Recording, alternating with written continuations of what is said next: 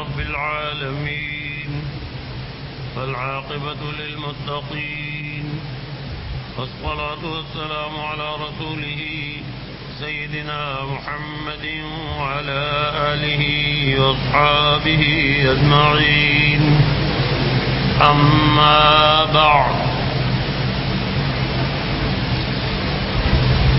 یہ مضمون چل رہا ہے دوزخیوں سے متعلق، ان کی آہ و بکا کے متعلق کچھ مضمون سنا، اس کو آپ پھر سے سن لیجئے تاکہ اگلے مضمون بھی سمجھ میں آ جائیں. فرماتے ہیں دوزخیوں کی آہ و بکا. حضرت عبداللہ بن عمرو بن عاص رضی اللہ تعالی عنہ فرماتے ہیں کہ جہنمی لوگ دوزخ کے داروغہ مالک کو پکاریں گے.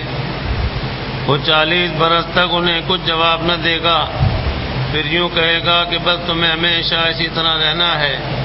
پھر وہ اپنے رب کو پکار کر کہیں گے ربنا اخرجنا فإن عدنا فإنا ظالمون، اے ہمارے رب ہم کو اس سے نکال دیجئے، پھر اگر ہم دوبارہ کریں تو بے شک ہم پورے قصوروار ہیں.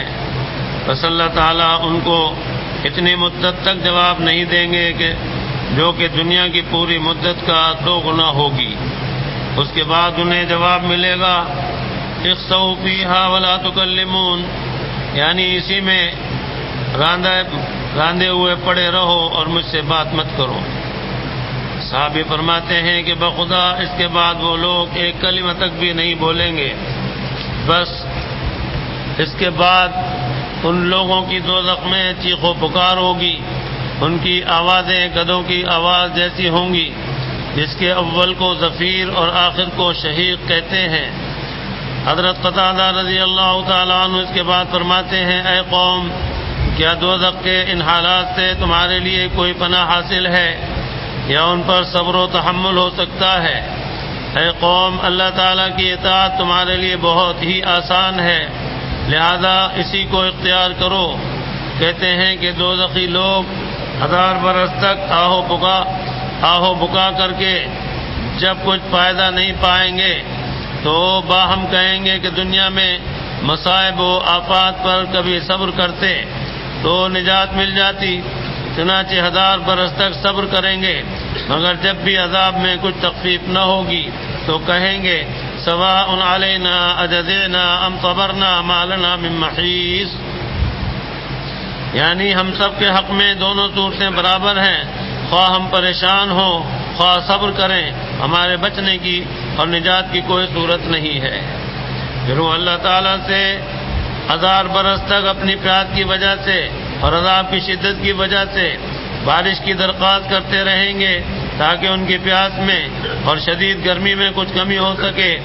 1000 برس گڑ گڑاتے رہیں گے تو اللہ تعالیٰ حضرت جبرائیل علیہ السلام سے فرمائیں گے یہ کیا چاہتے ہیں؟ وہ عرض کریں گے یا اللہ آپ تو جانتے ہی ہیں کہ یہ بارش کی درخواست کر رہے ہیں. اس پر ایک سرخ بادل نمودار ہوگا. وہ خیال کرنے لگیں گے کہ بارش ہوگی، مگر ادھر سے خچروں جیسے بچھو گریں گے. ایک بھی اگر کسی کو ڈس لے گا تو 1000 برس تک اس کے درد سے افاقہ نہ ہوگا. پھر وہ 1000 برس تک اللہ تعالیٰ سے بارش مانگیں گے تو ایک سیاہ بادل دکھائی دے گا، جسے دیکھ کر یہ کہیں گے کہ یہ مفید والا بادل ہے، مگر ان پر اونٹوں کی گردنوں جیسے سانپوں کی بارش ہوگی کہ کوئی کاٹے گا تو 1000 برس تک اس کا درد نہ جائے گا. یہی معنی ہے اللہ تعالیٰ کے اس قول کے زدنا لهم عذابا فوق العذاب بما كانوا يفسدون، ہم ایک سزا پر دوسری سزا بمقابلہ ان کے فساد کے بڑھائیں گے، یعنی ان کے کفر کی وجہ سے اور اس سبب سے کہ وہ اللہ تعالیٰ کی نافرمانیاں کیا کرتے تھے. بس جو شخص اللہ تعالیٰ کے عذاب سے نجات چاہتا ہے اور اس کا ثواب حاصل کرنا چاہتا ہے تو اسے لازم ہے کہ اللہ تعالیٰ کی اطاعت میں دنیا کی تکالیف اور سختیوں پر صبر کرے، گناہوں سے اور دنیا کی خواہشات اور لذتوں سے خوب پرہیز کرے اور بچتا رہے، کیونکہ جنت کے گرد مصائب اور تکالیف کا اور دوزخ کے گرد لذائذ اور خواہشات کا احاطہ کر دیا گیا ہے. جیسا کہ حدیث میں بھی یہ مضمون آ چکا ہے. پھر آپ نے کچھ اشعار پڑھے جن کا ترجمہ یہ ہے بڑھاپے میں عقل مند کے لیے ایک سبق ہے جو اسے بچپن کی غفلتوں سے منع کرتا ہے، جبکہ اس کے آثار اس کے رخساروں پر نمودار ہونے لگتے ہیں۔ یعنی ظاہر ہے کہ جوانی میں بچپن میں رونق ہوتی ہے اور رعنائی ہوتی ہے، بڑھاپے میں آدمی جو ہے وہ ظاہر ہے سمٹنے لگتا ہے، گال پچکنے لگتے ہیں، دانت نکل جاتے ہیں، تو آدمی بڑھاپے کی دہلیز پر جب چلتا ہے، داخل ہوتا ہے بڑھاپے میں، تو اس کی وہ رعنائی وغیرہ آہستہ آہستہ ختم ہونے لگتی ہے، تو وہ خود اس بات کا اشارہ ہے کہ آگے جو ہے وہ کشتی چلتے چلتے کسی نہ کسی دن کنارے لگنے والی ہے۔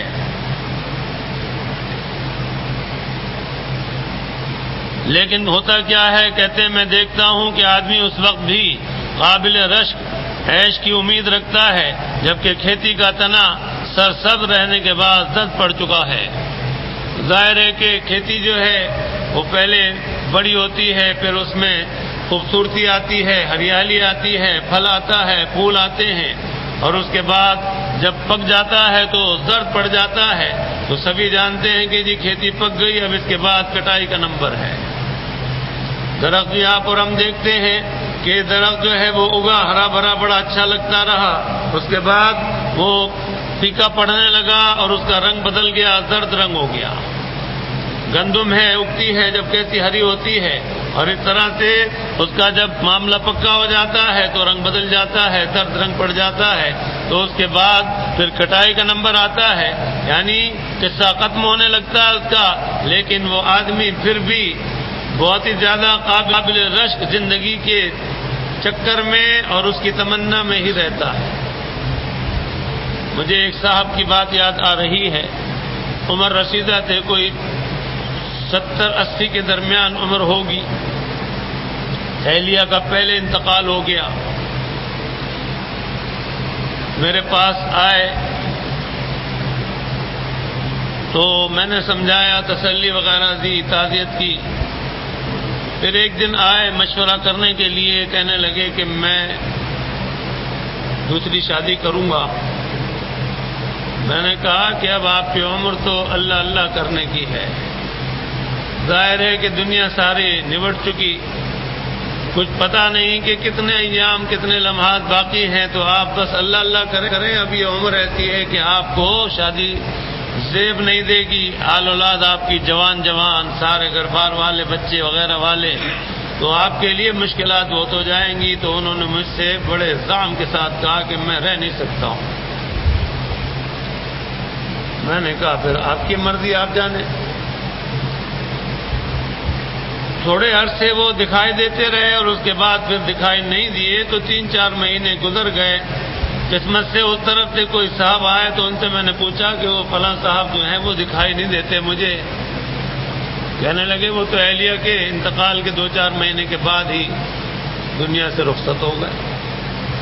میں نے کہا ان کو تو کافی لمبی امید تھی کہ وہ کافی جئیں گے، شادی کی کچھ دل میں سوچا میں نے، انہیں تو نہیں ظاہر کیا کہ دل میں امید تھی ان کو کہ شادی کروں گا۔ تو بہرحال حقیقت کو آدمی بہت کم اور بہت مشکل سے ماننے اور سمجھنے کے لیے تیار ہوتا ہے۔ ایک ہمارے اور سلام دعا والے تھے، ان کی عمر 83 سال تھی۔ ظاہر ہے کہ سبھی کچھ نبٹ چکا تھا، اب تو قبر میں پاؤں بھی لٹک چکے تھے اور تیاری کی ضرورت تھی، لیکن بڑے مسخرے قسم کے اور زندہ دل قسم کے آدمی تھے۔ تو کہنے لگے میاں ابھی تو میرے دودھ کے دانت بھی نہیں ٹوٹے، دنیا میں نے دیکھا ہی کیا ہے، ابھی تو میں بہت جیوں گا۔ میں نے کہا آپ اللہ اللہ کرتے رہا کریں، کچھ بھروسہ نہیں ہے، کیونکہ کشتی جو ہے وہ چلتے چلتے بہت وقت گزر گیا ہے، 83 سال گزر گئے، کیا پتا کب یہ کنارے لگ جائے، تو آپ دھوکے میں مت رہنا۔ ارے کہنے لگے میاں ابھی تو بہت جینا ہے، اور اللہ کا کرنا ایسا ہوا کہ 6 مہینے کے اندر اندر اللہ کو پیارے ہو گئے، اور گئے بھی تو ایسے گئے کہ چٹپٹ دل کا دورہ پڑا، نہ کچھ کہہ سکے، نہ سن سکے، نہ کچھ بتا سکے، اور ایک دم ایک کا ایک انتقال ہو گیا۔ ان کے کسی جان پہچان والے نے پھر مجھے بتایا، کہنے لگے جی وہ جو اس طرح بیٹھے ہوئے آپ کے پاس بات چیت کر رہے تھے 83 سال عمر کے، وہ چٹپٹ ہو گئے۔ تو بہرحال بہت سے دھوکہ کھانے والے ہیں اور کچھ لوگ ہوشیار رہنے والے ہیں۔ ایسے بھی میں نے اپنی زندگی میں دیکھے ہیں کہ جو ہوشیار ہیں، تیاری میں لگے ہوئے ہیں، مسجد میں جانا ہوا دیکھا، اشراق کے بعد دوپہر کے وقت بیٹھے ہوئے مسجد میں نمازیں پڑھ رہے ہیں، تسبیحات پڑھ رہے ہیں، خیریت سے ہیں؟ ہاں بس وہ تیاری ہے جانے کی، تو اس لیے لگے ہوئے ہیں کہ جو کچھ بھی کر لیں. اور تھوڑے عرصے کے بعد پتہ چلا کہ بہت ہی اچھا خاتمہ ہو گیا، کلمہ کلام پڑھتے پڑھتے چلے گئے کہ احساس ہو گیا تھا کہ بھئی جانا ہی جانا ہے. بیماری ایسی ہو گئی تھی کہ جس میں دوبارہ صحتیاب ہونے کی کوئی توقع نہیں تھی. بہت سے ایسے بیمار بھی ہیں کہ جو اپنے کو بیمار مشکل سے مانتے ہیں اور اچھا سمجھتے ہیں، اور اس طرح سے وہ تمام ان چیزوں میں پڑے رہتے ہیں کہ جن کو انہیں چھوڑ دینا چاہیے، اور اس طرح سے ایک دن چراغ گل ہو جاتا ہے. تو بہرحال اس شعر میں بھی یہی انہوں نے مضمون ظاہر کیا ہے کہ کھیتی پکنے کے بعد تنا جو ہے وہ زرد ہو گیا، تو ظاہر ہے اس کے بعد اب کٹائی کا نمبر ہے، لیکن آدمی پھر بھی رشک کی جو چیزیں ہیں اس میں ڈوبا رہتا ہے. زندگی ایسی گزاروں ویسی گزاروں، یہ کروں اور وہ کروں. سامان 100 برس کا ہے، پل کی خبر نہیں. آگے فرماتے ہیں برے ساتھی سے بچ کے رہ اور اس کے میل ملاپ سے پرہیز کر، اور اگر اس نے گریز کی صورت نہ ہو، اگر اس سے گریز کی صورت نہ ہو تو اس کی مدارات کر، یعنی اس طرح سے اس سے تعلق رکھ اگر مجبوری ہو کہ تو اپنا بچاؤ رکھے.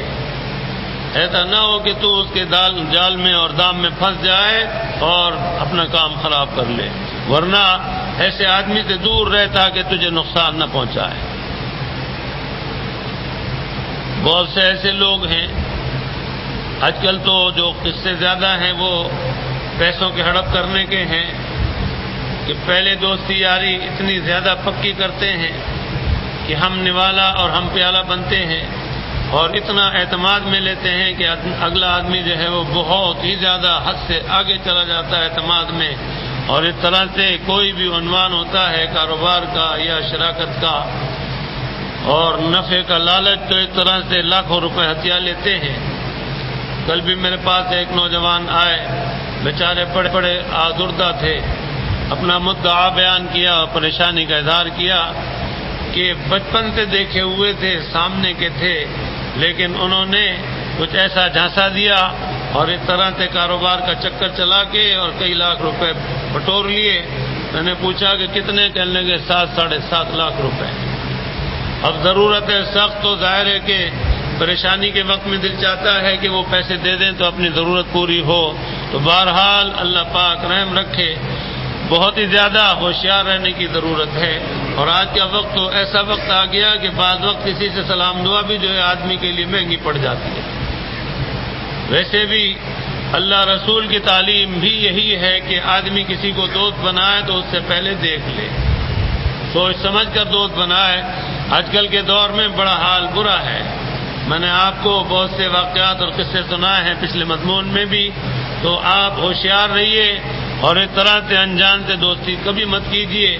ایسے لوگ جو آپ ظاہر دیکھیں تو آپ مرعوب ہو جائیں اور مغلوب ہو جائیں، اور وہ آپ کو دھوکہ دے کر جیب صاف کر کے لوٹ مار کر کے چل دیں اور آپ جو ہے منہ دیکھتے رہ جائیں. اس لیے کسی بھی نئے شخص سے دوستی کے سلسلے میں کبھی بھی اس طرح سے مت کیجیے. آپ کو عبرت کا ایک واقعہ سناؤں، اس پر بہت پرانا واقعہ ہے. ایک صاحب کریم آباد والے روڈ سے اپنے مکان آیا کرتے تھے. ان کا مکان تھا گلبرگ میں. آفس سے اٹھتے تو اس راستے سے آنا تھا، ان کا وہی راستہ آنے جانے کا تھا. ایک دن راستے میں ایک بہت شریف صورت آدمی ملے، انہوں نے ہاتھ دیا، انہوں نے گاڑی روک لی اور لفٹ مانگنے والے نے کہا کہ آپ کہاں جائیے گا؟ کہنے لگے کہ میں گلبرگ جا رہا ہوں. کہنے لگے مجھے بھی ذرا آگے جانا ہے. بٹھا لیا انہوں نے. جب واٹر پمپ کی چرنگی آئی تو انہوں نے کہا کہ بیچ میں بات چیت ہوتی رہی، ذرا سلام دعا بڑھی اور خیر خیریت وغیرہ. تو جو صاحب گاڑی والے تھے، گلبرگ میں رہتے تھے، انہوں نے کہا کہ کیا ہی اچھا ہو، یا کہا کیا مذائقہ اس میں کہ اگر ایک پیالی چائے کی گھر پر ہو جائے ہمارے. انہوں نے کہا ارے آپ اتنی محبت سے فرما رہے ہیں تو مجھ ناچیز کے لیے انکار جو ہے وہ گناہ ہے، گناہ عظیم ہے. ساتھ بیٹھے بیٹھے وہ ان کے گھر چلے گئے. گھر جا کے صاحب نے بیل بجائی، بچی نکلی تو انہوں نے کہا کہ انکل کو سلام کرو. اس کے بعد وہ جناب پردہ وغیرہ کرا کے ان کو ڈرائنگ روم میں لے گئے، بٹھا دیا اور خود اندر چلے گئے کپڑے وغیرہ تبدیل کرنے. چھوٹی بچی تھی، انہوں نے بچی کو بلا لیا اور باتوں میں لگا لیا اور اس سے گھر کا جو ہے وہ انہوں نے جائزہ لے لیا اور انٹرویو لے لیا، کتنے بہن بھائی ہیں، کیا کیا کرتے ہیں. تو ان کو 10-15 منٹ لگے اندر. انہوں نے کہہ دیا بھائی ذرا چائے بنا کے بھیجنا، ایک دوست مہمان آئے ہیں. چنانچہ اس کے بعد جب وہ واپس آئے تو بچی باتیں کر ہی رہی تھی، گود میں ان کو بٹھا رکھا تھا، بڑے پیار محبت سے باتیں کر رہے تھے. تو وہ بھی انکل سے بہت زیادہ مانوس ہو گئی. انہوں نے بتا دیا کتنی بہنیں کتنے بھائی اور ابو کس ٹائم جاتے ہیں کس ٹائم آتے ہیں اور کیا کیا گھر کے موٹے موٹے انہوں نے جائزے لے لیے. اس کے بعد چائے آ گئی تو چائے پی اور انہوں نے کہا کہ بڑی خوشی ہوئی مجھے آپ سے مل کر کے، ماشاءاللہ ایسے بااخلاق ہستی آپ. پھر انہوں نے کہا کہ میرا اتنا دل خوش ہوا کہ میں آپ کے لیے کوئی تحفہ لاؤں گا. 1-2 دن گزرے تھے کہ وہ پھر اس ٹائم میں آئے جبکہ شوہر آ چکے ہوتے تھے، یعنی صاحب خانہ. تو آئے اور پھر انہوں نے ملاقات کی، انہوں نے اندر بٹھا لیا. پھر چائے کی پیالی کا ایک دور ہوا. انہوں نے کہا کہ میں آپ کے لیے یہ فلم کی فلاں سینما کی یہ ٹکٹیں اتنی لے کر آیا ہوں اور مجھے خوشی ہوگی کہ آپ میرا یہ گفٹ اور ہدیہ جو ہے قبول فرمائیں گے. ارے آپ نے کیوں تکلیف کی؟ تو آپ نے بڑی زحمت کی. نہیں میری خوشی کی بات ہوگی کہ آپ ہے نا مجھ سے قبول فرما لیں گے. پھر چائے کا ایک دور ہو گیا اور وہ لے کر آئے وہ جو رات کو 12 بجے فلم ختم ہو تو رات کو 12:30-1 بجے کم از کم اس وقت، برسوں پرانی بات ہے، گھر پہنچ سکے آدمی. اور انگریزی فلم چنانچہ تکلف کا اظہار کرتے ہوئے طرفین سے ایک طرف سے دیا اور دوسری طرف سے لیا، ٹکٹ لے لیے. اور بچیاں جو تھی وہ اچھل گئیں کہ بھئی انکل نے ٹکٹ لا کے دیے، فلم میں چلیں گے. اور اس کے بعد وہ جو تاریخ تھی اس کی ٹکٹ تھی وہ جناب تیار ہو کے ساری فیملی پوری کی پوری اپنی گاڑیوں میں بھر کے اور وہ فلم دیکھنے چلے گئے. اور وہاں وہ فلم دیکھتے رہے، بڑے محظوظ ہوتے رہے، بڑے حیران ہوتے رہے، خوش ہوتے رہے کہ کیسے احسان والے آدمی اور کیسے اچھے لوگ موجود ہیں روئے زمین پر. چنانچہ وہاں سے نپٹا کے دیکھ داکھ کے اور پھر آرام سے جب گھر آئے تو گھر جب پہنچے تو دیکھا کہ مین گیٹ کھلا ہوا ہے. بڑی پریشانی ہوئی. آپس میں بچے سے پوچھا گھر والوں سے، بھائی جاتے ہوئے گیٹ بند نہیں کیا تھا؟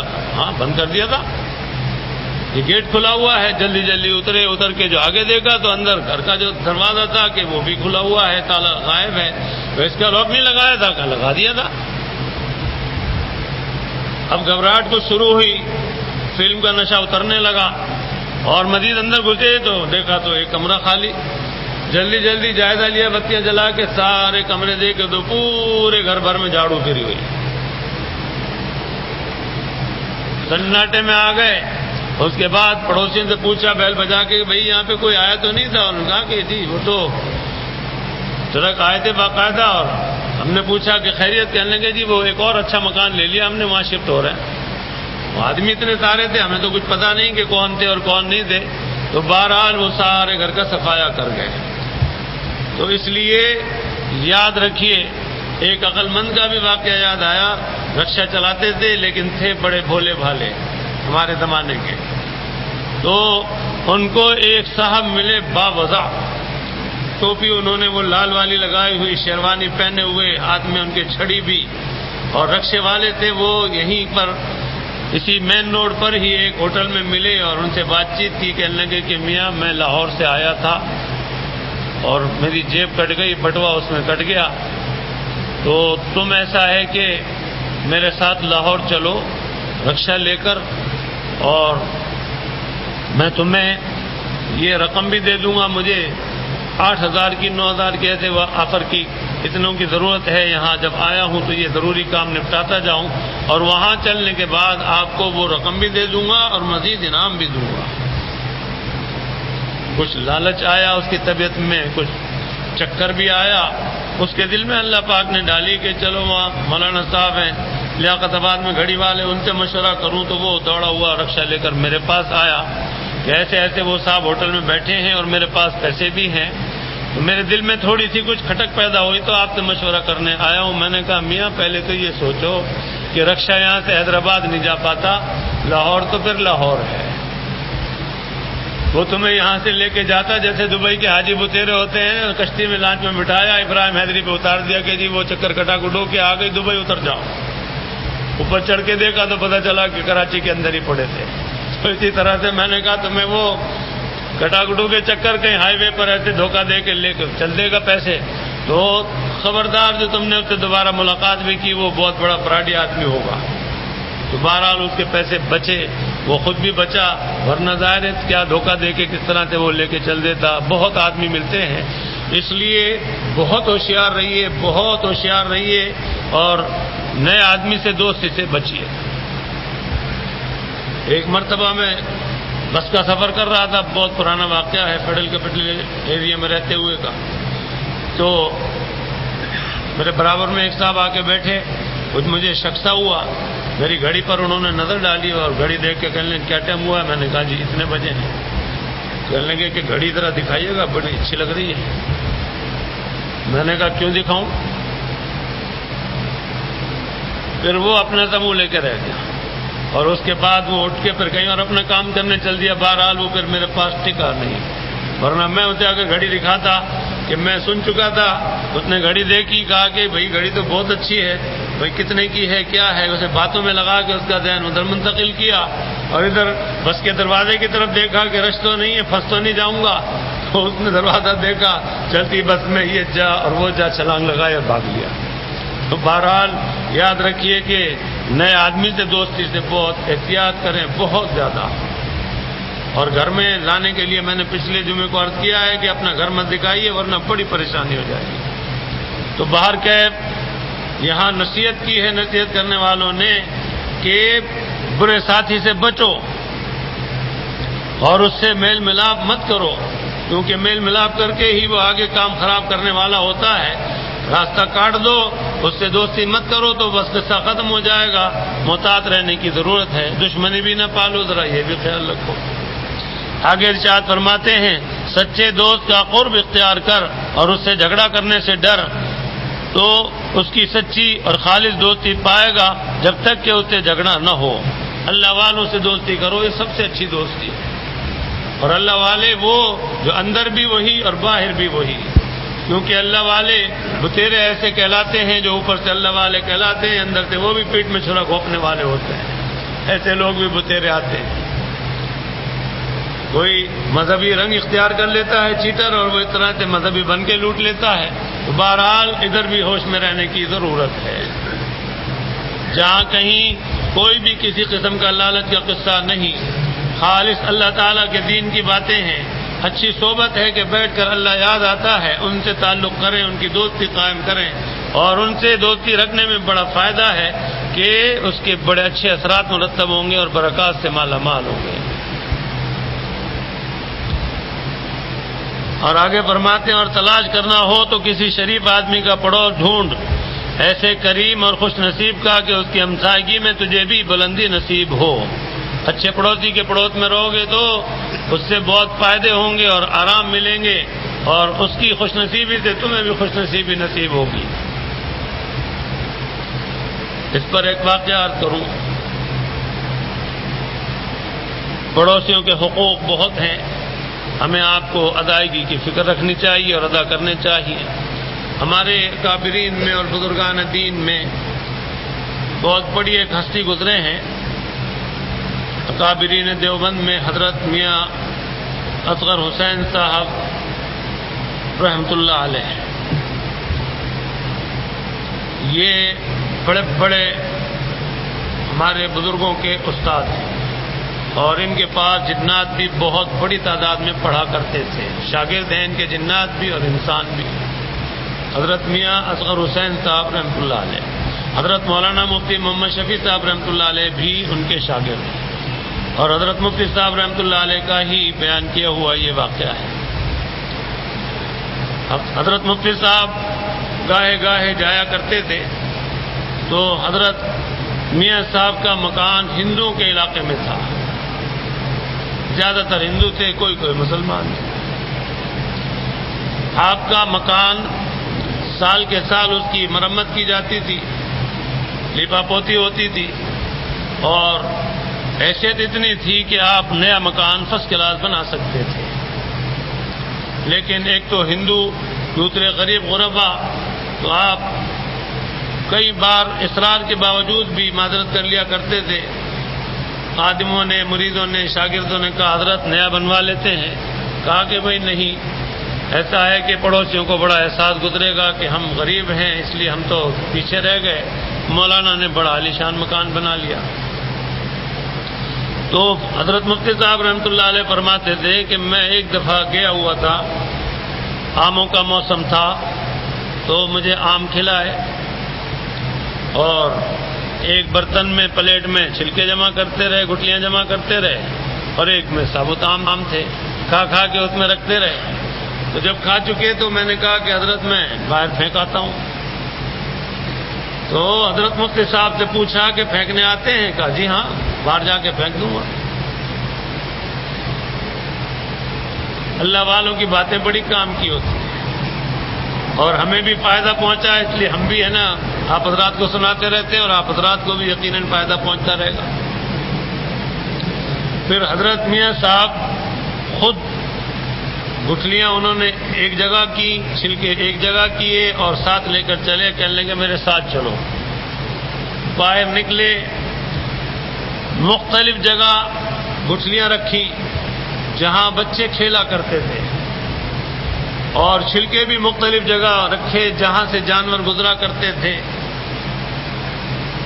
فرمایا کہ یہ میں نے گٹھلیاں ایسی جگہ رکھ دی ہیں کہ بچے کھیلیں گے، وہ لے لیں گے اور لے کر اس کے پپیے بناتے ہیں۔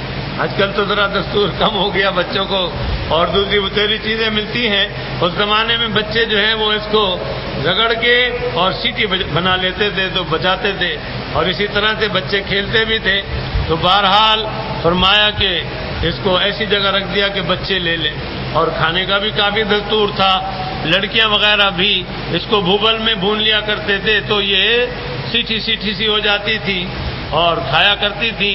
تو بہرحال ہر طرح سے کام میں آتی تھی۔ فرمایا کہ یہ میں نے متفرق اس لیے رکھی کہ کوئی دیکھنے والا یہ نہ سوچے کہ میاں صاحب کے یہاں بہت کھایا جاتا ہے، بہت آتا ہے۔ اور چھلکے بھی الگ الگ اسی لیے رکھ دیے تاکہ کسی کو احساس نہ ہو، اور دوسرے یہ کہ جانوروں کے آنے کی جگہ پر رکھ دیے کہ وہ آئیں تو کھا لیں، ان کے کام آ جائیں۔ کیا پیاری نیتیں تھیں، کیا پیاری سوچیں تھیں۔ اور اس کے ساتھ ساتھ فرمایا کہ میں مکان اپنا اس لیے نہیں بنواتا ہوں، محلے داروں کو احساس ہوگا تو اسی میں گزارا ہو جائے، سال کے سال مرمت کرا لیتا ہوں، بس گزارا ہو جائے کافی ہے۔ اور آپ کا عالم یہ تھا کہ جب آپ کے یہاں ہدایہ آیا کرتے تھے، خاص طور سے آم کے زمانے میں بہت آم آتا تھا آپ کے یہاں، ٹوکرے کے ٹوکرے، اور وہ زمانے میں مٹکیاں بہت ہوتی تھی، مٹکیاں کی مٹکیاں آتی تھی، تو آپ محلے داروں کو سب کو پہنچوایا کرتے تھے، کسی دن کسی کے یہاں، کسی دن کسی کے یہاں، اس طرح سے ان غریب غربا کو بھی دیا کرتے تھے۔ تو بہرحال اچھے دوستوں سے دوستی کرنے کے بڑے فائدے ہیں، اچھے لوگوں سے دوستی کے، یہ کام کی باتیں ملا کرتی ہیں، اور اس طرح سے قدردانی پیدا ہوتی ہے۔ اسی طرح سے بعض بزرگوں نے اتنا خیال کیا کہ کھانے کے بعد کلی ایسی جگہ کر لیا کرتے تھے، کچی جگہ میں، جہاں قریب میں چیونٹیوں کے گھر ہوں، کہ ریشے جو نکلے وہاں زمین پر پڑے، پانی تو جذب ہو جائے اور ریشوں کے اوپر چیونٹیاں آ جائیں۔ تو بہرحال اس طرح سے اچھے دوست سے، اچھے آدمی سے، خوبیوں والے سے دوستی بڑا فائدہ دے گی، اور اس کے بڑے اچھے اثرات مرتب ہوں گے، اور بہت ممکن ہے کہ یہ دوستی آگے بھی اتنی کام آئے کہ مغفرت کا اور بخشش کا سامان بھی بن جائے۔ ایک اور بات یاد آ گئی،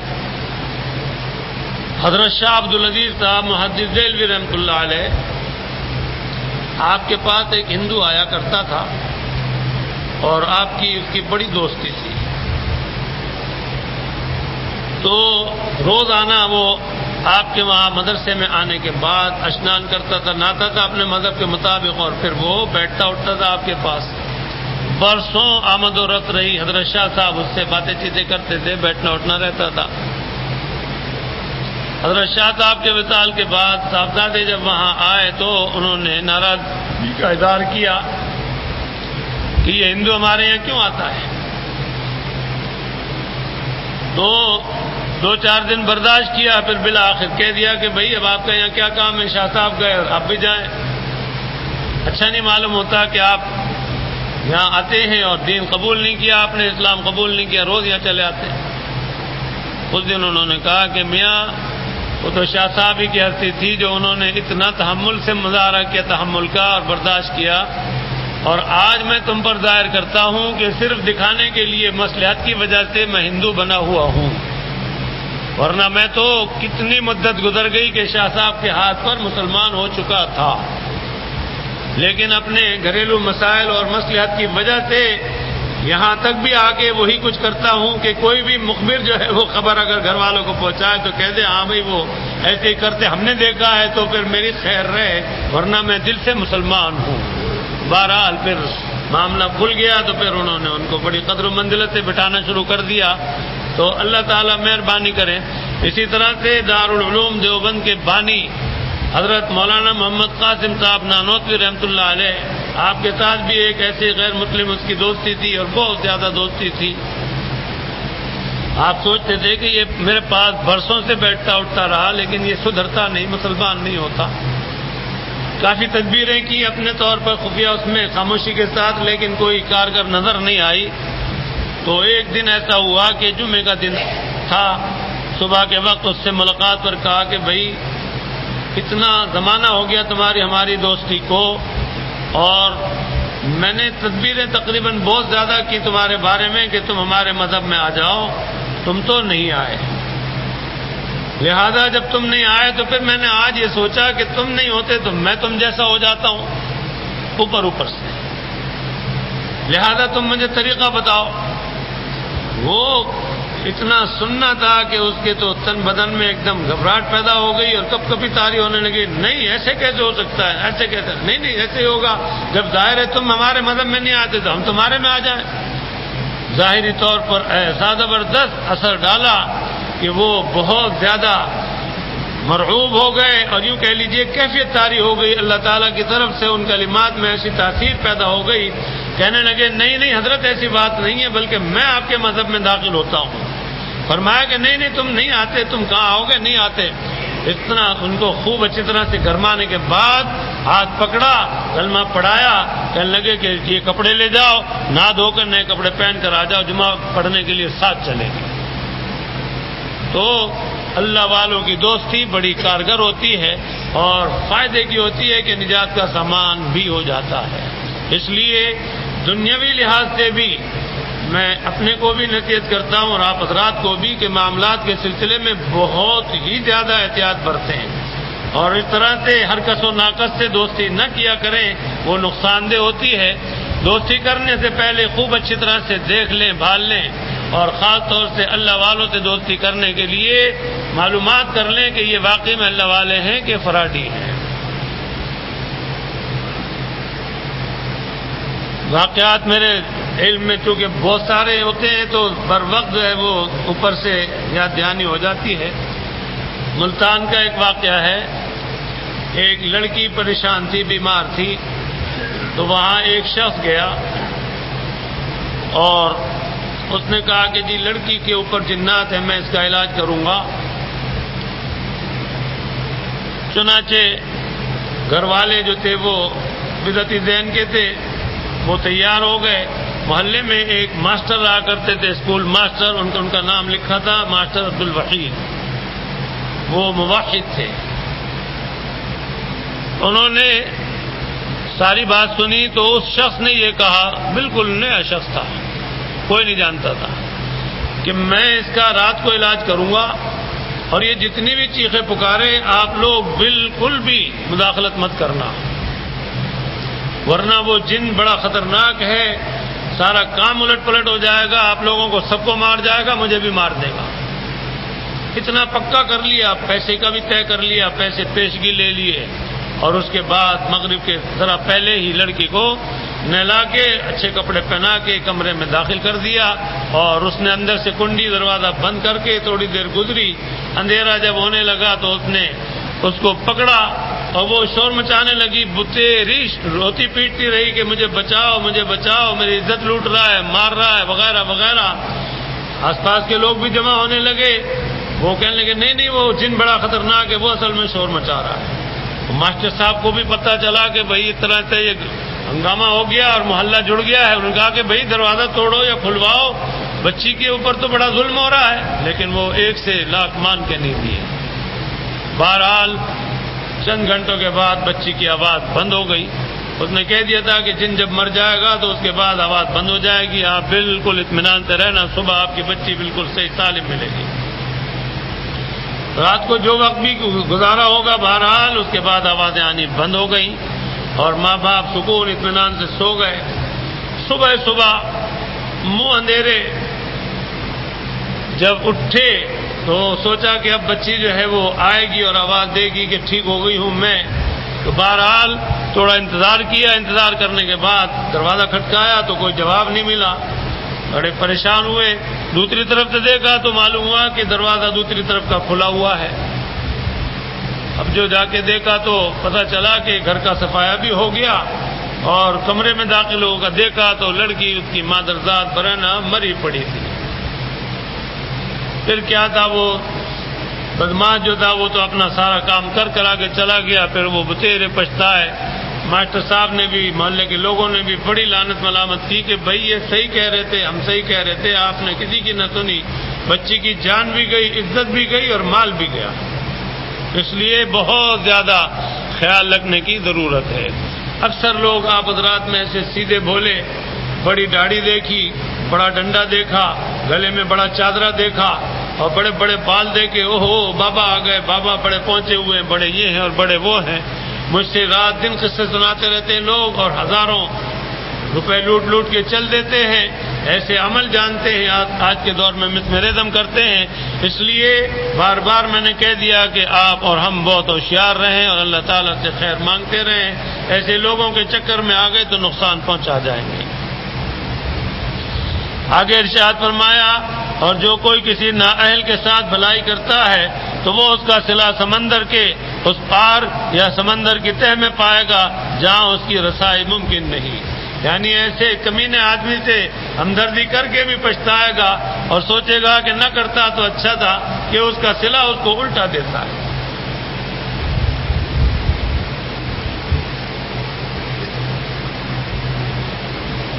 ایک شعر ہے نا، الہی آبرو رکھنا بڑا نازک زمانہ ہے، دلوں میں کفر رکھتے ہیں بظاہر دوستانہ ہے، تو وہ اوپر سے بڑی دوستی جتاتے ہیں اور حقیقت میں پیٹھ میں چھرا گھونپتے ہیں۔ تو اس طرح سے بہت آدمی ہوتے ہیں جو نقصان پہنچانے کی کوشش میں لگے رہتے ہیں، ان سے ہوشیار رہنے کی ضرورت ہے۔ اور آگے فرمایا، آخری شعر کا ترجمہ ہے، اور اللہ تعالیٰ کی جنت آسمانوں کی پہنائیوں میں موجود ہے، البتہ آفات اور مصائب کا حصار اس کے گرد ہے۔ آفات اور مصائب سے اللہ پاک نے اس کو گھیر دیا ہے۔ آگے آ رہا ہے مضمون کہ آدمی اس صورت میں پھر اللہ تعالیٰ کی اطاعت میں مجاہدہ کرتا ہے، مشقت اٹھاتا ہے، برداشت کرتا ہے، تو پھر آگے وہ صلہ بھی ایسا بہترین پاتا ہے۔ اور اگر اس حصار کو وہ نہ دیکھے اور اللہ تعالیٰ کی اطاعت میں نہ لگے، دنیا کی رعنائیوں میں مست ہو جائے مگن، تو ظاہر ہے کہ یہاں مست رہا تو پھر آگے وہ بہت زیادہ پریشان ہوگا اور مشکلات میں گھر جائے گا۔ آگے ارشاد فرماتے ہیں، حضرت ابو ہریرہ رضی اللہ تعالیٰ عنہ سے روایت ہے کہ حضور اکرم صلی اللہ تعالیٰ علیہ وسلم نے فرمایا کہ اللہ تعالیٰ نے حضرت جبرائیل علیہ السلام کو بلا کر ارشاد فرمایا کہ ذرا جنت کی ان نعمتوں کو تو دیکھو جو میں نے جنتیوں کے لیے اس میں پیدا کی ہیں۔ حضرت جبرائیل علیہ السلام نے واپس آ کر عرض کی کہ تیری عزت کی قسم، جو بھی اس کے متعلق سن پائے گا وہ ضرور اس میں داخل ہوگا۔ پھر اس جنت کے گردا گرد تکالیف اور مشقتوں کی باڑ کر دی گئی اور ارشاد ہوا کہ اب پھر دیکھو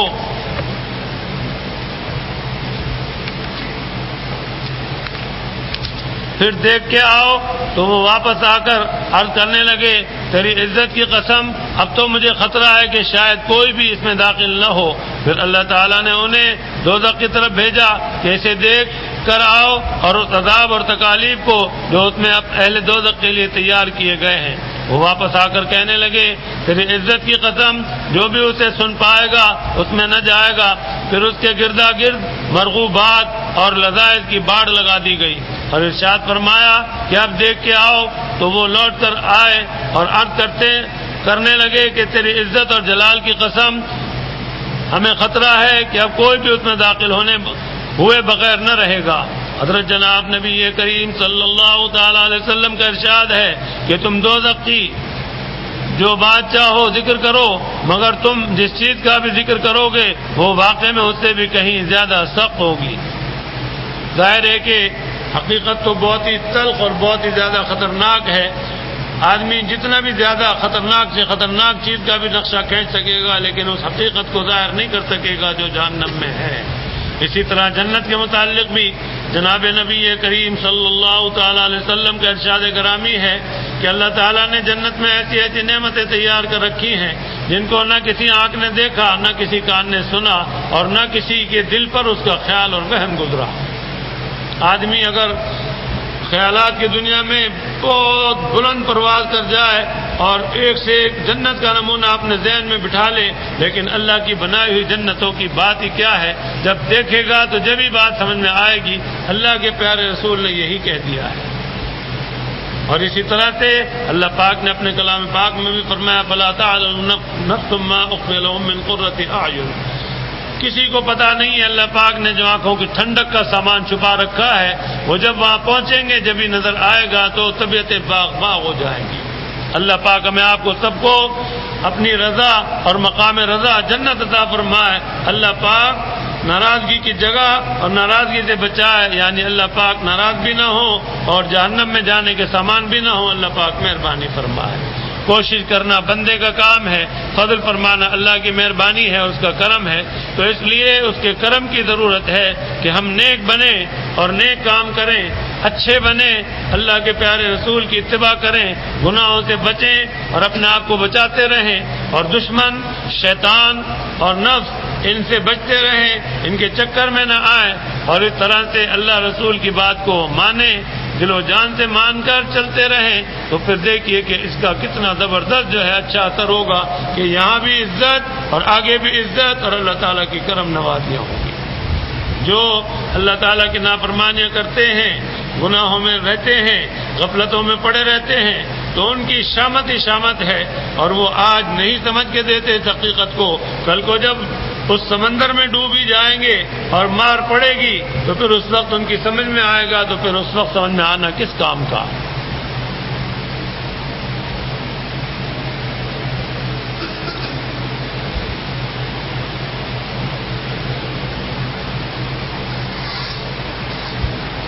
حضرت میمون بن مہران رحمۃ اللہ علیہ روایت کرتے ہیں کہ جب یہ آیت وَإِنَّ جَهَنَّمَ لَمَوْعِدُهُمْ أَجْمَعِينَ نازل ہوئی تو حضرت سلمان رضی اللہ تعالی عنہ نے اپنے سر پر ہاتھ رکھا اور نکل گئے اور بھاگ گئے۔ 3 دن تک کسی کے ہاتھ نہ آئے، بڑی مشکل سے پکڑ کر لایا گیا۔ یعنی سب سے جہنم کا وعدہ ہے۔ اور اسی طرح دوسری آیت بھی وَإِن مِّنكُمْ إِلَّا وَارِدُهَا كَانَ عَلَىٰ رَبِّكَ حَتْمًا مَّقْضِيًّا، کہ جہنم کا سب سے وعدہ ہے اس کے اوپر سے گزرنا پڑے گا۔ نیک تو اس طرح گزر جائیں گے، آپ سن چکے ہیں کہ بجلی جتنا کونتی ہے لمحات میں کہاں سے کہاں، اسی طرح سے نیک جو ہے وہ گزر جائیں گے۔ اور کچھ ایسے ہوں گے جو دوڑتے ہوئے گزر جائیں گے، کچھ ایسے ہوں گے جو چلتے ہوئے گزر جائیں گے، اور کچھ ایسے بھی ہوں گے کہ جو لٹکتے پھٹکتے، پھنستے پھنساتے، بچتے بچاتے، گھسٹتے گھسٹاتے جو ہے نکل ہی جائیں گے۔ اور بہت سے وہ ہوں گے کہ جو کٹ کٹ کے نیچے گرتے چلے جائیں گے۔ پچھلے مضامین میں آپ سن چکے ہیں کہ بال سے باریک اور تلوار سے تیز پلسرات ہے، اور اللہ تعالیٰ ہی کے فضل خاص سے اس پر سے گزر کر پار ہوں گے۔ اس لیے جناب نبی کریم صلی اللہ تعالی علیہ وسلم نے بتا دیا ہے کہ گزرنے والے اس پر گزریں گے، اور ظاہر ہے کہ جن کے اعمال اتنے اچھے ہوں گے کہ کوئی برائی ہی نہ ہوگی تو وہ تو ایسے گزر جائیں گے جیسے بجلی کون جاتی ہے، لمحے بھر میں ادھر سے ادھر۔ اللہ تعالیٰ اپنا فضل فرمائے، ورنہ حقیقت یہ ہے کہ سوچ کر بھی رونگٹے کھڑے ہوتے ہیں کہ کس طرح سے اس پر سے گزر ہوگا، لیکن بہرحال یہ لازمی وعدہ ہے اللہ تعالیٰ کا، اور اس پر سے ہمیں آپ کو گزرنا ہی پڑے گا۔ اس ذیل میں ایک وعید بھی بتاؤں، بہت سے حضرات جماعت میں آتے ہیں اور آگے جگہ دیکھتے ہیں تھوڑی بہت تو وہ پھلانگ کر آگے جا کر گھس جاتے ہیں، ذرا سا کھانچا دیکھا اور زبردستی گھس گئے۔ تو جناب نبی کریم صلی اللہ تعالی علیہ وسلم نے ایک موقع پر اس سے بھی منع فرمایا ہے کہ دو آدمی پہلے سے بیٹھے تھے، یکسوئی اور آرام سکون سے ذرا سا کھانچا دیکھ کر آدمی گھسا تو دونوں کی یکسوئی کو خراب کیا۔ انہوں نے کچھ کہا تو نہیں، لیکن دل کے اندر ان کے کدورت پیدا ہوئی، تو اس سے بھی آپ نے منع فرمایا۔ اور اسی طرح سے جمعے اور اسی طرح سے نماز کے مجمع میں آگے کندھے پھلانگ کر جانے والے کے لیے جو وعید بیان فرمائی تو فرمایا کہ اس آدمی کو جو لوگوں کے کندھے پھلانگ کر آگے جاتا ہے اور صف میں چیر کر گھس جاتا ہے تو قیامت کے دن اللہ تعالیٰ اس کو جہنم کے اوپر پل بنائیں گے اور اس کے اوپر سے لوگوں کو حکم فرمائیں گے کہ گزرو۔ کتنی خطرناک بات ہے، اس لیے ہمیں آپ کو بہت احتیاط کی ضرورت ہے۔ آگے آنا ہے تو اس کے لیے پہلے سے آ جائیں، اور تھوڑا بہت کھانچا نظر آئے تو اس طرح زبردستی نہ گھسیں کہ گھس کے اور پھر اپنی جگہ بنا لیں، دوسروں کو تنگ کر دیں۔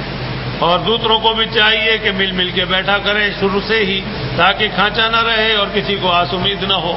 تو بہرحال اس طرح سے بیٹھنے کے سلسلے میں بھی آداب کو ملحوظ رکھنے والے تو رہیں گے فائدے میں، اور بے ادبی کے مرتکب ہونے والے وہاں بھی خسارے میں پڑ جائیں گے۔ بعض وقت آدمی اتنی عجلت میں آگے آتے ہیں کہ بعض نمازیوں کو کافی زیادہ ناگوار بھی ہوتا ہے اور تکلیف کا سامان بھی ہو جاتا ہے، کسی کے کان پر جوتا مار دیتے ہیں، کبھی لات مار دیتے ہیں، تو حقیقت ہے کہ غصہ آ جاتا ہے۔ اور میں نے ایک آدھ دفعہ یہاں بھی دیکھا، اور حرم شریف میں تو آئے وقت ایسا ہوتا ہے کہ آدمی عام طور سے چشمہ اتار کر سامنے رکھ لیتے ہیں، جبکہ چشمہ پہن کر نماز پڑھنا کوئی منع نہیں ہے، نہ گھڑی پہن کر نماز پڑھنا منع ہے، لیکن بہت سے لوگوں کو شاید کہ کوئی شبہ ہے، اس بنا پر وہ چشمہ گھڑی اتار کے سامنے رکھ لیتے ہیں، تو کبھی تو گھڑی جو ہے وہ پار ہو جاتی ہے، اور سب بندی کے سلسلے میں آگے جانا ہوتا ہے، کوئی جگہ خالی ہوئی تو پیچھے سے جانے والا جو ہے وہ اتنی عجلت میں جاتا ہے کہ اس نے جو پیر رکھا تو چشمے کے اوپر پیر رکھ دیا، چشمہ ٹوٹ جاتا ہے۔ حرم شریف میں میں نے بہت واقعات دیکھے۔ تو اس میں بھی آگے جانے والا اگر آگے جگہ پاتا ہے تو اس کو چاہیے کہ ذرا خیال کر کے جائے کہ نیچے کسی کی چیز تو نہیں رکھی ہے۔ اب ظاہر ہے کہ ایک آدمی سفر میں تھا، اس کا چشمہ ٹوٹ گیا، شیشے ٹوٹ گئے، اس کو وہاں مسافرت میں نمبر سے باقاعدہ چشمہ بنوانا، اپنی مشکل کو آسان کرنا کوئی آسان کام نہیں ہوتا۔ تو اس طرح سے ایک آدمی کی ذرا سی غفلت کی وجہ سے دوسرے کا کتنا بڑا نقصان ہو جاتا ہے۔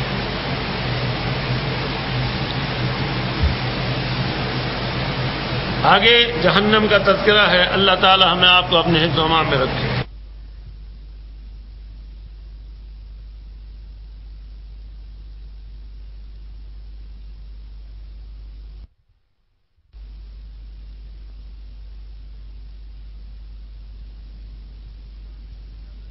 فرماتے ہیں کہ حضرت جبرائیل علیہ السلام لائے جس میں آنے کا معمول نہ تھا اور رنگ بدل رہا تھا۔ حضور اکرم صلی اللہ تعالی علیہ وسلم نے وجہ پوچھی تو عرض کیا کہ حضور میں ایسے وقت میں حاضر خدمت ہوا ہوں جبکہ اللہ تعالیٰ نے جہنم کو دھونکنے اور پھونک لگانے کا حکم فرمایا ہے، اور جسے یہ یقین ہے کہ جہنم برحق ہے، آگ برحق ہے، قبر کا عذاب برحق ہے، اور یہ کہ اللہ تعالیٰ کا عذاب بہت بڑا ہے، اس کی آنکھیں ٹھنڈی نہیں ہونی چاہیے یہاں تک کہ وہ دوزخ سے معمون نہیں ہو جاتا۔ اس پر حضور صلی اللہ تعالی علیہ وسلم نے ارشاد فرمایا کہ جبرائیل کچھ جہنم کا تذکرہ سناؤ۔ عرض کی بہت اچھا۔ اللہ تعالیٰ نے جب جہنم کو پیدا فرمایا تو اسے 1000 برس تک دھونکایا گیا حتیٰ کہ سرخ ہو گئی، پھر 1000 برس تک اس میں آگ جلائی گئی حتیٰ کہ سفید ہو گئی، پھر 1000 برس تک آگ جلائی گئی حتیٰ کہ سیاہ ہو گئی۔ چنانچہ اب وہ سیاہ اور تاریک ہے، اس کی لپٹ اور انگارے کبھی نہیں بجھتے۔ اس ذات کی قسم جس نے آپ کو حق کے ساتھ مبعوث فرمایا ہے، اگر سوئی کے سوراخ کے بقدر جہنم کو اہل دنیا کے لیے کھول دیا جائے تو سب کے سب اس کی حرارت سے بھسم ہو کر رہ جائے۔ اس ذات کی قسم جس نے آپ کو حق دے کر بھیجا ہے، اگر دو دوزخیوں کے کپڑے میں سے ایک کپڑا زمین اور آسمان کے درمیان لٹکا دیا جائے تو تمام کے تمام اہل زمین اس کی بدبو اور حرارت سے ختم ہو جائیں۔ اس ذات کی قسم جس نے آپ کو نبی برحق بنا کر بھیجا، اگر اس زنجیر میں سے جس کا ذکر اللہ تعالیٰ نے اپنی کتاب میں فرمایا ہے ایک ہاتھ بھر کی مقدار کسی پہاڑ پر رکھ دی جائے تو پہاڑ پگھل جائے اور وہ 7ویں زمین تک پہنچ جائے۔ اس ذات کی قسم جس نے آپ کو نبی برحق بنا کر بھیجا ہے، اگر ایک آدمی کو مغرب میں عذاب دیا جائے تو اس کی شدت سے مشرق کا آدمی جل جائے گا۔ اس کی گرمی بہت ہی سخت ہے، اس کی گہرائی بہت ہی دور تک ہے، اس کے زیورات لوہے کے ہیں، اس کا مشروب کھولتا ہوا پانی ہے اور پیپ ہے، اس کے کپڑے آگ کے ٹکڑے ہیں، اس کے 7 دروازے ہیں اور ہر دروازے کے لیے مردوں اور عورتوں کا الگ الگ حصہ مقرر ہے۔ آپ نے ارشاد فرمایا کیا وہ دروازے ہمارے ان دروازوں کی طرح ہیں؟ عرض کیا نہیں، وہ کھلے ہوئے ہیں اور بعض سے نیچے ہیں، ایک دروازے سے دوسرے تک 70 برس کی مسافت ہے، ان میں کا ہر دروازہ 7 والے سے 70 گنا زیادہ گرم ہے۔ اللہ کے دشمنوں کو جہنم کی طرف لایا جائے گا، اس کے دروازے پر پہنچیں گے تو دوزخ کے پیادے توق اور زنجیریں لے کر ان کا استقبال کریں گے، زنجیر ان کے منہ میں ڈالی جائے گی اور پیچھے سے نکل آئے گی، اس کے بائیں ہاتھ کو گردن میں توق کی طرح باندھا جائے گا اور دائیں کو دل کے قریب داخل کر کے کندھوں کے درمیان سے نکالا جائے گا اور اسے زنجیروں سے جکڑ دیا جائے گا۔ ہر آدمی کو اس کے شیطان کے ساتھ ایک زنجیر میں باندھ کر منہ کے بل کھینچا جائے گا، فرشتے لوہے کے ہتھوڑوں سے انہیں ماریں گے، جب بھی وہ لوگ گھٹے گھٹے اس سے باہر جانا چاہیں گے تو پھر اس میں دھکیل دیے جائیں گے۔ حضرت جناب نبی کریم صلی اللہ تعالی علیہ وسلم نے پوچھا ان دروازوں کے اندر میں رہنے والے کون لوگ ہوں گے؟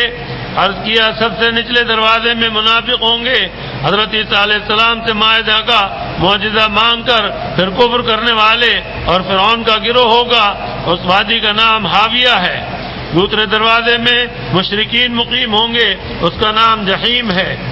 تیسرے دروازے میں سابی لوگ ہوں گے، اس کا نام سقر ہے۔ چوتھے میں ابلیس اور اس کے ماننے والے ہوں گے اور مجوسی، اس حصے کا نام لظا ہے۔ پانچویں میں یہودی ہوں گے اور اس کا نام حطمہ ہے۔ چھٹے میں عیسائی ہوں گے اور اس کا نام السعیر ہے۔ پھر حضرت جبرائیل علیہ السلام حضور اکرم صلی اللہ تعالی علیہ وسلم سے شرم کے مارے رک گئے۔ بڑا دردناک مضمون ہے۔ آپ نے ارشاد فرمایا کہ 7ویں دروازے والے لوگ بھی تو بتاؤ۔ عرض کیا وہاں پر آپ کی امت کے کبیرہ گناہوں والے ہوں گے جو توبہ کیے بغیر یوں ہی دنیا سے رخصت ہو گئے۔ یہ سن کر حضور اکرم صلی اللہ تعالی علیہ وسلم غش کھا کر گر گئے۔ حضرت جبرائیل علیہ السلام نے آپ کا سر مبارک اپنی گود میں رکھ لیا، حتیٰ کہ آپ کو افاقہ ہوا تو فرمانے لگے جبرائیل میرے لیے یہ بات بہت ہی بڑی مصیبت اور شدید غم کی ہے، کیا میری امت میں سے بھی کوئی شخص دوزخ میں جائے گا؟ عرض کیا ہاں، آپ کی امت کے کبیرہ گناہوں والے۔ جناب رسول اللہ صلی اللہ تعالی علیہ وسلم یہ سن کر پھر روئے اور حضرت جبرائیل علیہ السلام بھی رونے لگے اور حضور اکرم صلی اللہ تعالی علیہ وسلم اپنے حجرہ شریفہ میں تشریف لے گئے اور لوگوں سے علیحدگی اختیار کر لی. صرف نماز کے لیے باہر تشریف لاتے اور نماز پڑھا کر پھر اندر تشریف لے جاتے اور کسی سے بات کیے بغیر نماز شروع فرماتے اور اللہ تعالیٰ کے حضور گریہ اور داری کرتے. 2 دن یوں ہی گزرے. تیسرے روز حضرت ابو بکر صدیق رضی اللہ تعالی عنہ نے دروازے پر حاضر ہو کر عرض کی السلام علیکم یا اہل بیت الرحمہ، اے رحمت کے گھرانے والوں تم پر سلام ہو. کیا جناب رسول اللہ صلی اللہ تعالی علیہ وسلم کی خدمت عالیہ تک رسائی ممکن ہے؟ مگر کسی نے جواب نہ دیا تو وہ ایک طرف ہو کر رونے لگے. پھر حضرت عمر فاروق رضی اللہ تعالی عنہ حاضر ہوئے اور در رحمت پر کھڑے ہو کر حضرت ابو بکر صدیق رضی اللہ تعالی عنہ کی طرح سلام کیا اور اجازت چاہی، مگر انہیں بھی کوئی جواب نہ ملا تو یہ بھی روتے ہوئے ایک طرف کو جا لگے. حضرت سلمان فارسی رضی اللہ تعالی عنہ حاضر ہوئے، در عالی پہ کھڑے ہو کر السلام علیکم یا اہل بیت الرحمت کہا اور پوچھا کیا میرے آقا جناب رسول اللہ صلی اللہ تعالی علیہ وسلم کی بارگاہ تک رسائی ہو سکتی ہے؟ انہیں بھی کوئی جواب نہ ملا. یہ روتے ہوئے گرتے پڑتے حضرت فاطمہ الزہرا رضی اللہ تعالی عنہ کے دروازے پر پہنچے. کھڑے ہو کر السلام علیکم یا ابنت الرسول صلی اللہ علیہ وسلم کہا. اے رسول اللہ صلی اللہ تعالی علیہ وسلم کی لخت جگر تم پر سلام ہو. حضرت علی کرم اللہ وجہ گھر پر موجود نہ تھے. یہ کہنے لگے اے رسول اللہ کی بیٹی، رسول اللہ صلی اللہ تعالی علیہ وسلم نے لوگوں سے علیحدگی اختیار کر رکھی ہے، صرف نماز کے لیے تشریف لاتے ہیں، اس کے علاوہ کسی سے کلام نہیں کرتے اور نہ کسی کو اپنے یہاں آنے کی اجازت دیتے ہیں. حضرت فاطمہ رضی اللہ تعالی عنہ اپنی عبا اوڑھ کر چل کھڑی ہوئی. جناب رسول اللہ صلی اللہ تعالی علیہ وسلم کے در دولت پر پہنچ کر سلام کیا اور عرض کیا یا رسول اللہ میں فاطمہ حاضر ہوئی ہوں. آپ اس وقت سجدے میں پڑے رو رہے تھے. آپ نے سر مبارک اٹھا کر فرمایا میری آنکھوں کی ٹھنڈک فاطمہ کیا بات ہے.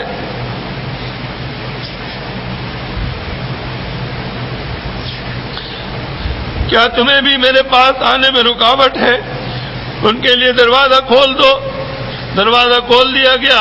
آپ اندر تشریف لائیں اور جناب رسول اللہ صلی اللہ تعالی علیہ وسلم کا یہ حال دیکھ کر زار و قطار رونے لگی کہ آپ کا رنگ زرد پڑ چکا ہے، حالت بدلی ہوئی ہے، چہرہ مبارک کا گوشت غم سے روتے روتے ڈھل چکا ہے.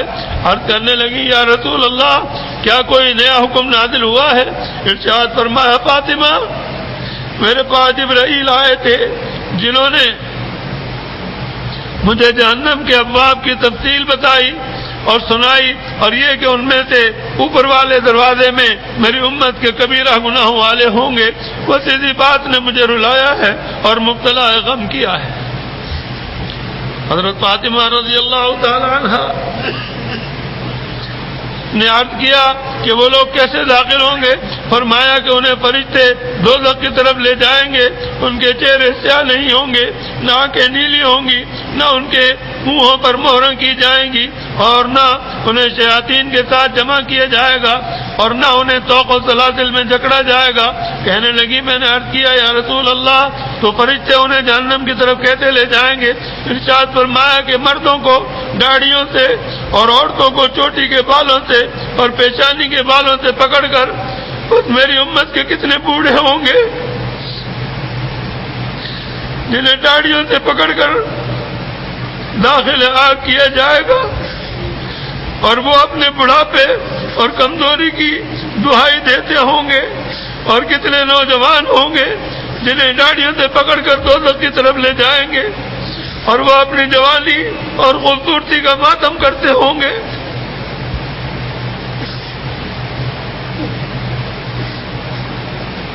اور میری امت کی کتنی عورتیں ہوں گی جنہیں پیشانی کے بالوں سے پکڑ کر دوزخ کی طرف لے جائیں گے اور وہ اپنی رسوائی اور بے پردگی کا شور مچاتی ہوں گی، حتیٰ کہ ان سب کو دوزخ کے فرشتے مالک کے پاس پہنچا دیا جائے گا۔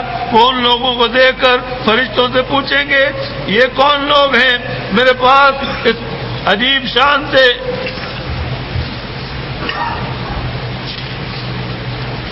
میرے پاس اس عجیب شان کے شقی لوگ تو کبھی بھی نہیں آئے۔ یہ کون ہیں جن کے نہ چہرے سیاہ ہیں، نہ آنکھیں نیلگوں ہیں، نہ ان کے منہ پر مہر ہے، نہ انہیں اپنے اپنے شیطانوں کے ساتھ باندھا گیا ہے، ان کی گردنوں میں توق اور سلاسل بھی نہیں پہنائے گئے۔ فرشتے کہیں گے ہمیں یوں ہی حکم ہوا ہے کہ ان کو اسی طرح آپ کے پاس لے آئیں۔ تو مالک فرشتہ ان لوگوں سے مخاطب ہو کر کہنے لگے گا اے شقی لوگوں تم کون ہو؟ ایک اور روایت میں ہے کہ جب انہیں فرشتے لے جا رہے ہوں گے تو وہ لوگ واہ محمدہ کے کلمے سے حضور پاک صلی اللہ تعالی علیہ وسلم کے نام کی دعائی دیتے ہوں گے۔ مالک فرشتے کو دیکھیں گے تو ہیبت کے مارے حضور اکرم صلی اللہ تعالی علیہ وسلم کا نام مبارک تک بھول جائیں گے۔ وہ ان سے پوچھے گا تم کون ہو؟ تو وہ کہیں گے ہم اس کے ماننے والے ہیں جو ہمارے پاس قرآن لایا تھا، ہم اس امت میں سے ہیں جو رمضان کے روزے رکھتی تھی۔ تو مالک کہے گا کہ قرآن تو حضرت محمد صلی اللہ تعالی علیہ وسلم کی امت پر نازل ہوا ہے۔ وہ آپ کا نام مبارک سنیں گے تو پکار اٹھیں گے کہ ہم محمد صلی اللہ علیہ وسلم کی امت میں سے ہیں۔ تو مالک فرشتہ پوچھے گا کیا قرآن میں اللہ کی معصیت سے روکنے والی کوئی چیز تمہیں دکھائی نہیں دی تھی؟ پھر جب انہیں جہنم کے کنارے پر کھڑا کرے گا، آگ کی طرف لے جانے اور اس کے پیادوں کے سپرد کرنے لگے گا تو وہ کہیں گے اے مالک ہمیں ذرا اجازت دیجیے کہ ہم اپنے حال دار پر آنسو بہا لیں۔ وہ اجازت دے گا تو یہ خوب روئیں گے، حتیٰ کہ آنسو ختم ہونے کے بعد خون کے آنسو آنے لگیں گے۔ مالک کہے گا یہ رونا بھی کیا خوب اور عجیب ہے، مگر اے کاش کہ دنیا میں ہوتا، کیونکہ یہی رونا اگر دنیا میں اللہ تعالیٰ کے خوف کی وجہ سے ہوتا تو آج کبھی تمہیں آگ نہ چھوتی۔ پھر مالک پیادوں سے کہیں گے انہیں پکڑ کر آگ میں ڈال دو۔ چنانچہ جب انہیں آگ میں ڈال دیا جائے گا تو سبھی بیک زبان لا الہ الا اللہ پکاریں گے، جس سے آگ واپس ہو جائے گی۔ مالک کہے گا اے آگ ان کو پکڑ لے۔ وہ کہے گی میں انہیں کیسے پکڑوں جبکہ وہ لا الہ الا اللہ کہہ رہے ہیں۔ مالک پھر آگ سے کہے گا کہ انہیں پکڑ لے۔ وہ پھر کہے گی کیسے پکڑوں جبکہ وہ لا الہ الا اللہ کہہ رہے ہیں۔ مالک کہے گا کہ ہاں عرش والے کا یوں ہی حکم ہے، تب وہ انہیں پکڑے گی، کسی کو قدموں تک، کسی کو گھٹنوں تک، کسی کو پہلوؤں تک، اور کچھ ایسے بھی ہوں گے جن کو گلے تک پکڑے گی۔ جب اس سے بھی آگے چہرے کا رخ کرے گی تو مالک کہے گا ان کے چہروں کو مت جلائیو، کیونکہ انہوں نے دنیا میں کبھی رحمان کے لیے سجدے بھی کیے ہیں، اور ان کے دلوں کو بھی نہ جلائیو، کیونکہ وہ بسا اوقات رمضان میں پیاسے رہ چکے ہیں۔ بس وہ جب تک اللہ تعالیٰ کو منظور ہوگا اس میں رہیں گے، اور یا ارحم الراحمین یا منان پکارتے رہیں گے۔ اے سب سے بڑھ کر رحم کرنے والے، اے شفقتوں والے، اے احسان والے، اللہ تعالیٰ ہمیں آپ کو سب کو اپنی عنایت اور مہربانی سے مالا مال فرمائے، جنت عطا فرمائے، جہنم کی آگ سے بچائے۔ اسی پر اکتفا کرتا ہوں، باقی یار زندہ تو بس باقی انشاءاللہ آئے گا۔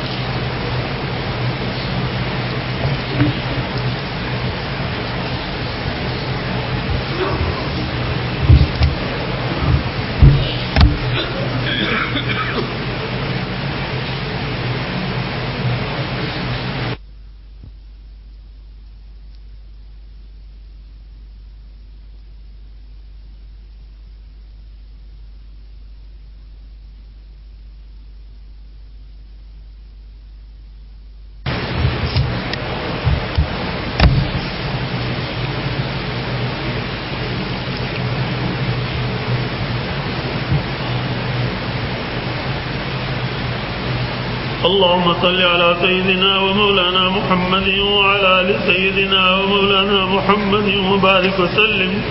اللهم صل على سيدنا ومولانا محمد وعلى آل سيدنا ومولانا محمد وبارك وسلم.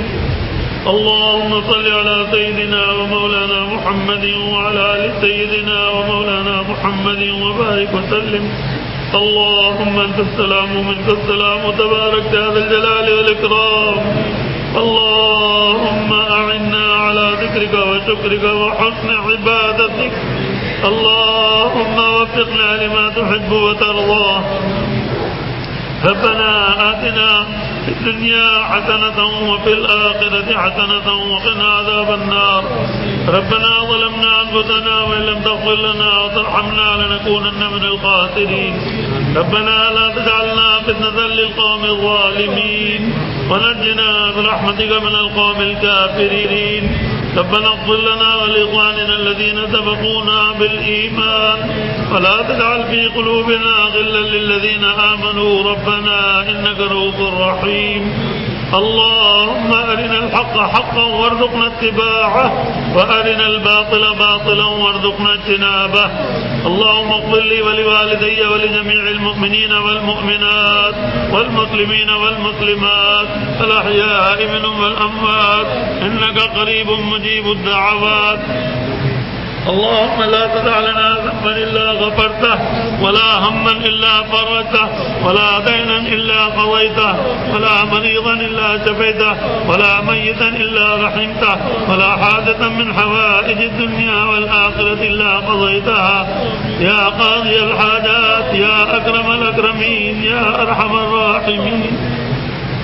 اے الہ العالمین اپنا کرم ہی کرم فرمائیے. اے اللہ ہم آپ کے بڑے گناہ گار بندے ہیں. ہم پر اگر رحم اور رحمت نہ فرمائیں گے تو ہم کہاں جائیں گے. یا اللہ ہمارا ایک گناہ معاف کر دیجیے. بڑے گناہ گار ہیں سیاکار ہیں. ہمارا ایک گناہ چھوٹا ہو یا بڑا جان کر کیا بھول کر کلم کلّا کیا چپ کر. یا اللہ ہمارے سارے گناہوں کو معاف کر دیجیے. یا اللہ اپنا کرم ہی کرم فرمائیے. یا اللہ پاک و صاف فرما دیجیے. اور یا اللہ حضور پاک صلی اللہ تعالی علیہ وسلم کا ساتھ نصیب فرمائیے. آپ کی کامل اتباع نصیب فرمائیے. کامل مشابہت نصیب فرمائیے. یا اللہ خلاف شرع امور سے نفرت عطا فرمائیے. حضور کی ساری امت کو ہدایت عطا فرمائیے. حضور کی ساری امت پر رحم فرمائیے. آج حضور کی امت قدرت سے گمراہی میں ڈوب گئی, غفلت میں پڑ گئی, گناہوں میں مبتلا ہو گئی. یا اللہ کرم فرمائیے, دستگیری فرمائیے, رحم فرمائیے, ہدایت عطا فرمائیے. برائیوں سے گناہوں سے نفرت عطا فرمائیے. ہمارے پیارے آقا نے یا اللہ کتنی محنت کی دین اسلام پہنچانے میں, کتنی قربانیاں دی. آج آپ کے دین کو اس قدر بے آسرا کر دیا, بے سہارا کر دیا, اور یا اللہ بے بس اور بے کس کر دیا. ہم مسلمانوں کو غیرت ایمانی عطا فرمائیے, حمیت اسلامی عطا فرمائیے, سچا پکا مومن مسلمان بنائیے. اے اللہ اسلام کی یا اللہ پوری طرح سے خدمت کی توفیق عطا فرمائیے. اس کو یا اللہ زندہ کرنے کی ہمیں توفیق عطا فرمائیے. اس پر عمل کی توفیق عطا فرمائیے. اس کے برکات کو پوری طرح ظاہر فرمائیے. اور یا اللہ حق کو غالب فرمائیے, حق کا بول بالا فرمائیے, باطل کا منہ کالا فرمائیے, اہل حق کو سرخرو فرمائیے. اور یا اللہ اپنا کرم ہی کرم فرمائیے. اے اللہ ہم میں سارے کے ماں باپ کی مغفرت فرمائیے. اب اور اجداد اور امہات کی مغفرت فرمائیے. جتنے بھی دنیا کے مسلمان جا چکے ہیں سب کی مغفرت فرما دیجیے. سب کی قبروں کو نور سے پر فرمائیے. کروٹ کروٹ رات اور سکون نصیب فرمائیے. ان کی قبروں کو جنت کے باغ بنا دیجیے. اور یا اللہ رحمت کے معاملے فرمائیے.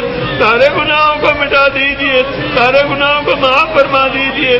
اور یا اللہ ہم بھی ابھی زمین پر ہیں، ہمیں بھی زیر زمین جانا ہے، ہمارے یہی یا اللہ معاملات صاف فرما دیجیے، ہمیں پاک فرما دیجیے، گناہوں کو مٹا دیجیے، نیکیاں قبول فرما لیجیے، اپنے فضل خاص سے مالا مال فرمائیے، آپ کے فضل کے محتاج ہی محتاج ہیں، اپنے فضل سے محروم نہ فرمائیے، مالا مال فرمائیے، اپنا کرم فرمائیے اور خیر خیر فرمائیے۔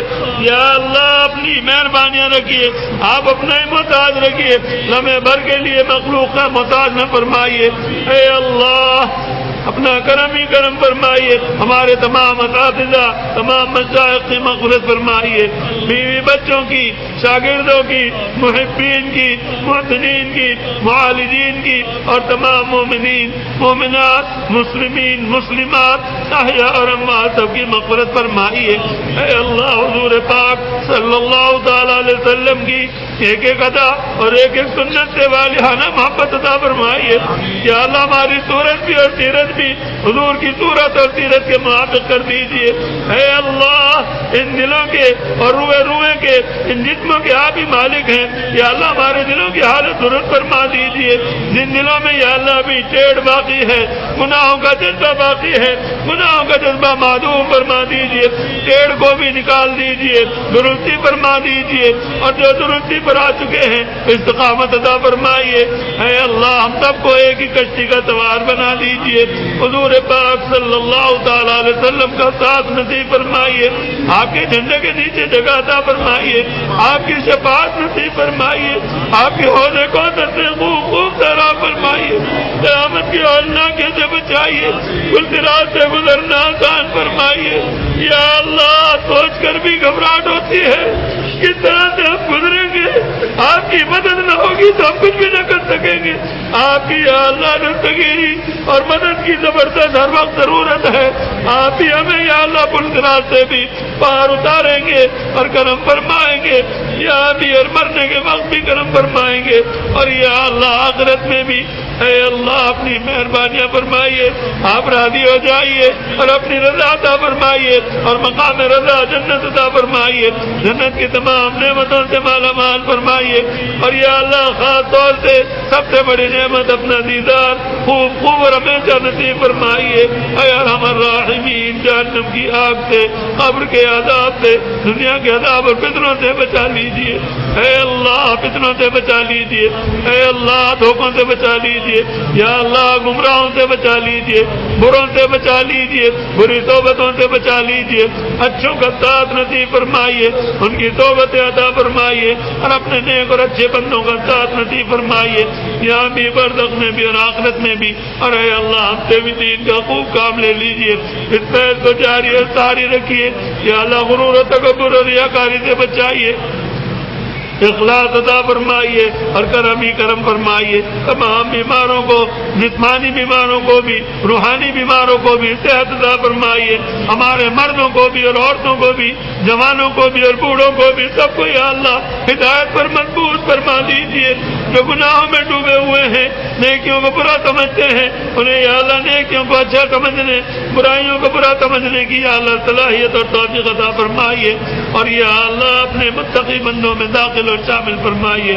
گناہگاروں کو گناہوں پر نادم فرما کر توبہ کی توفیق عطا فرمائیے، نیکوکاروں کو عبادت پر یا اللہ عاجزی کی توفیق عطا فرما کر، تواضع کی توفیق عطا فرما کر قبولیت عطا فرمائیے، استقامت عطا فرمائیے، یا اللہ غرور سے، گھمنڈ سے بچائیے، بڑے بول سے، بڑے قول سے بچائیے، اور یا اللہ اپنا کرم ہی کرم فرمائیے، اپنے یا اللہ متواضع بندوں میں ہمیں سب کو داخل فرما لیجیے، اور یا اللہ جو زندگی باقی رہ گئی ہے یا اللہ اس کو خیر کے ساتھ پورا فرمائیے، یا اللہ اپنا کرم رکھیے، اسلام پر مضبوط رکھیے اور عزت کی زندگی عطا فرمائیے، اور جب دنیا سے اٹھائے خاتمہ ایمان آن پر فرمائیے اور عزت کی موت عطا فرمائیے۔